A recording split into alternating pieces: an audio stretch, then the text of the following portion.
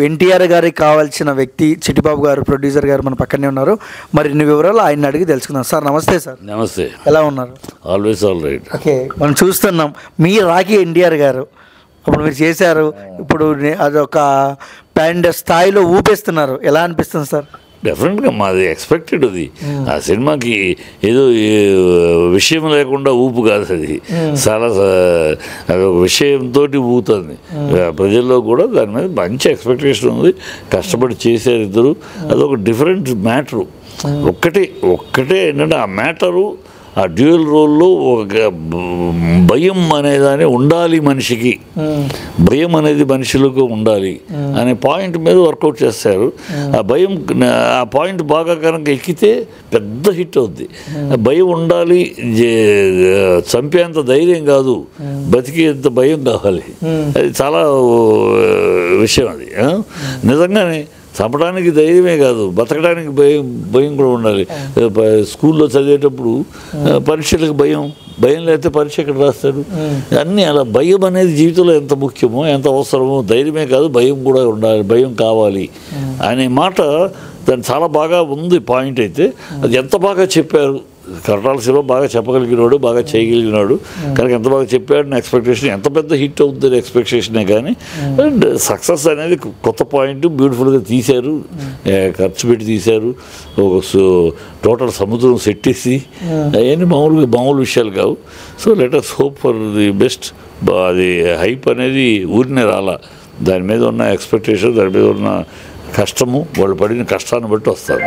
Okay sir, మీమ్స్లో and యూట్యూబ్లో ఒక troll అవుతుంది. కొరటాల శివ గారు ఒక ఇంటర్వ్యూలో మాట్లాడుతూ వాళ్ళ పని వాళ్ళు చేసుకుంటే, అంటే ఒకరు చేసే పని వాళ్ళ పని వాళ్ళు చేసుకుంటే ఏదైనా బాగుంటుంది, మధ్యలో ఒకడు వచ్చి దీన్ని ఇలా చేయి అలా చేయని గెలికినప్పుడే అది సరిగ్గా వర్కౌట్ కాదు అనేది అన్నారు. దాన్ని ఎవరిని ఉద్దేశించి అంటారు? అవన్నీ ఎవరిని ఉద్దేశించి జనరల్గా ఈ మాటలు ఎప్పటి నుంచో ఉంటున్న మాటలు.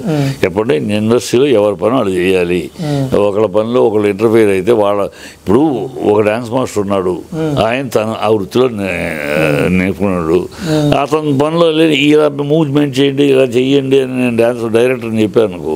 అది ఆ వృత్తిలో అతను స్పెషలిస్టు, అందుకని అతను పెట్టుకున్నాం. ఆ స్పెషలిస్ట్ని పెట్టుకుని నేను మళ్ళీ కాళిదాస్ కవిత కొంత, నా పైత్యం కొంత అన్నట్టు అవుద్ది ఈ ఇంటర్ఫియరెన్స్. ఆ పాయింట్ కెమెరామెన్ లైటింగ్ ఎక్కడ చేయాలి, ఈ సీన్ ఏంటి, దీని మూడు ఏంటి, దేని ప్రకారం చేయాలి అతను చేస్తాడు. అతని విషయం చెప్పి నాకు ఇలా చెప్పడం వరకు ఓకే. కానీ దాన్ని ఆ లైట్ అక్కడ పెట్టండి, ఈ లైట్ ఇక్కడ పెట్టండి, ఈ లైట్ అని నేను చెప్పాను అనుకో, అది బుద్ధి తక్కువ పని, అది ఇంటర్ఫియరెన్స్. ఇంకా నీకు విషయం కావాలి, నాకు ఇట్లా కావాలి, ఈ మూడు లైటింగ్ కావాలి, ఇలా కావాలని చెప్పడం వరకు యువర్ రెస్పాన్సిబిలిటీ, నువ్వు చెప్పాలి. అది తర్వాత చేసినాక కరెక్ట్గా నువ్వు అనుకున్నట్టు వచ్చిందా, లేకపోతే లేదమ్మా నేను అనుకున్న ఫీల్ రాలేదు అంటే అది చేస్తాడు. అదే నువ్వే లైట్లు ఇలా పెట్టు, ఇక్కడ పెట్టు, అక్కడ పెట్టు అని చెప్పేవరకు that's not your job. You are not expert in that, is expert in that. So అట్లా ఇన్ జనరల్గా 50 ఏళ్ళుగా ఇండస్ట్రీలో అందరూ మాట్లాడే మాట ఇది. దానివల్ల కొత్తగా ఎవరిని ఉద్దేశించి కాదంటారా? ఎవరిని ఉద్దేశించి కాదు, ఇన్ జనరల్ ఇండస్ట్రీలో అందరూ దాసనారాయణ గారు మాట్లాడారు ఆ మాట, రాఘవేంద్ర గారు మాట్లాడారు ఆ మాట, ఎవరి కాళ్ళు అందరూ మాట్లాడిన మాటలు ఇండస్ట్రీ వాళ్ళు కొత్త కాదు ఈ మాట. ఎవరి పని వాళ్ళు చేసుకోరు. రామారావు గారు అంతటా ఆయన అన్నారు, ఎవరి పని మేము కథ వినే వరకే మా నిర్ణయం, కథ చేస్తాము చేయము అంతవరకే హీరోల నిర్ణయం. ఒక్కసారి కథ ఒప్పుకున్న తర్వాత అది డైరెక్టర్ బాధ్యత, మనల్ని ఎలా వాడుకోవాలో ఎలా చేయాలో వారి బాధ్యత. మన పెద్ద దాంట్లో వేలు పెడతామంటే వారు డిస్టర్బ్ అయిపోతారు. మేము అందుకని ఎప్పుడు షూటింగ్ స్పాట్లో డైరెక్టర్ని ఎప్పుడు ఇలాగని మాట్లాడేవారు, ఏం చెప్తే చేస్తాం. అది రామారావు అంతటైన అన్నమాట. అది ఇండస్ట్రీకి మంచి లక్షణం, అది ఉండాలి అనేది చెప్తున్నాడు. అక్కడ కూడా డిస్కషన్లో ఏదో వీళ్ళు ఇంటర్ఫైర్ చేయారా ఏదో అడిగాడు, ఇది షూటింగ్ దగ్గర. వాళ్ళు ఇంటర్ఫైర్ అవ్వలేదు, అయితే నష్టం అవుద్ది, అవ్వలేదు, వాళ్ళు కావాలి చెప్పి వాళ్ళు చేశారు, వెయిట్ చేస్తా ఉన్నాయి అవుద్దా, వాళ్ళు చేశారు అంతే, ఇంటర్ఫైర్ అవ్వలేదు, అయితే కరెక్ట్ కాదు అని ఆ విషయంగా చెప్పాడు. పెద్ద అని మన మీడియా దాన్ని పీకి. ఓకే సార్, మనం చూస్తున్నాము ఎన్టీఆర్ ఫ్యాన్స్లో ఒక మాస్ వైబ్ ఉండేది.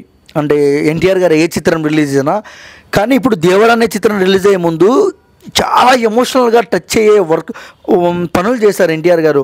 అంటే అక్కడ 2 తెలుగు రాష్ట్రాలకు వరద బాధితులు డబ్బులు ఇవ్వడం కానిచ్చు, మన కౌశిక్ క్యాన్సర్ పేషెంట్ విషయంలో ఈ సినిమాకి సంబంధం కాదు. ఈ సినిమా అంటే ఎమోషనల్గా హీరో కనెక్ట్ అయ్యారు. ఏమైంది ఇవి ఉన్నాయి మీరు కనెక్ట్ చేస్తున్నారు, రెగ్యులర్ అది రెగ్యులర్.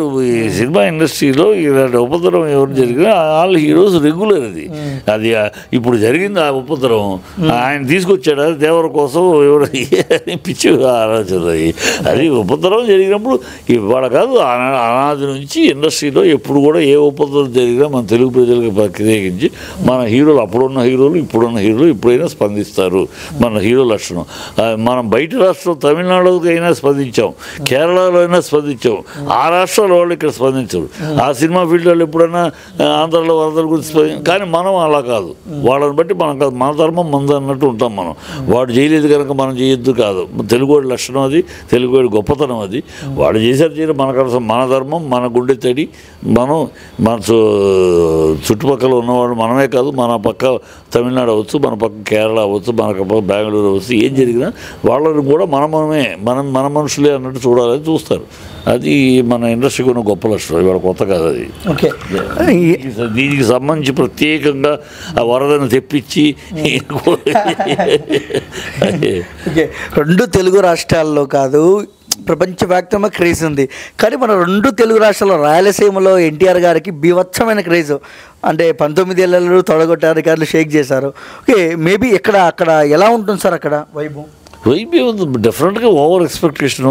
నేను భయపడుతుందల్లా ఇప్పుడు మీలాంటి వాళ్ళందరూ ఆ ఓవర్ ఎక్స్పెక్టేషన్ చేస్తే ఎంత గొప్ప సినిమా కూడా డిసప్పాయింట్ అవుతుంది. అందుకనే వాళ్ళు నిదానంగా వెళ్తున్నారు.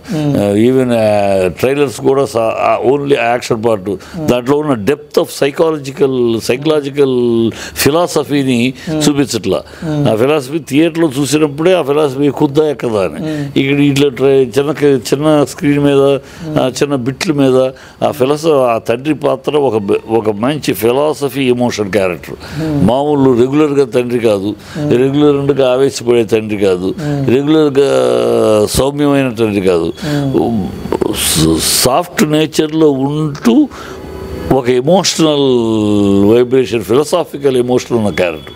సో దాన్ని ఎట్లా పోర్ట్రేట్ చేశారు, అది ఎంత సినిమాలో స్క్రీన్లో చూస్తే, పెద్ద స్క్రీన్లో ఉంటే బాగుంది. ఈ చిన్న స్క్రీన్లో చిన్న షాట్లో ఏమి క్యారెక్టర్ జడ్జి. అందుకని వాళ్ళు జాగ్రత్తగా ఓవర్ హైప్ ఇవ్వకుండా వెళ్తున్నారు. మీరు మీడియా హైప్ ఇచ్చేస్తున్నారు. అది ఆహా ఓహో ఈ అంటే ఓవర్ ఎక్స్పెక్టేషన్ అయితే నష్టం ఏం జరుగుతుందంటే, ఓవర్ ఎక్స్పెక్టేషన్ ఉన్నప్పుడు ఆడియన్స్ ఓవర్ ఎక్స్పెక్టేషన్లో వచ్చేస్తారు, ఏదేదో చిరిగిపోద్దని.